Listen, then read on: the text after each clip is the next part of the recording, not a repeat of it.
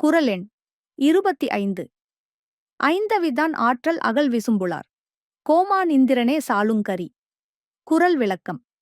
5 புலன்களால் ஆகும் ஆசைகளை ஒழித்தவனுடைய வல்லமைக்கு வானுலகத்தாரின் தலைவனாகிய இந்திரனே போதுமான சான்று ஆவான். சேகரும் அவன் நண்பன் குணாவும் ஒருநாள் மலைப்பயணம் மேற்கொண்டனர். அப்பொழுது அங்கு ஒரு துறவியை சந்தித்தனர். சேகர் துறவியிடம், "உங்கள் துறவு வாழ்க்கை கடினமானதா? அதைப் பற்றி கூறுங்களேன்" என்று கேட்டான்.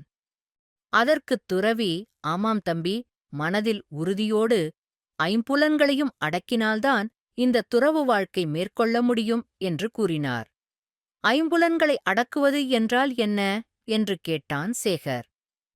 கண், காது, மூக்கு, வாய், உடல் மூலம் ஏற்படுகின்ற ஆசைகளையும் உணர்ச்சிகளையும் ஆய்ந்து அறிந்து பின் அதை அடக்கி ஆள்வதுதான் ஐம்புலன்களை அடக்குவது என்பதற்கு அர்த்தம் என்று கூறினார் துறவி.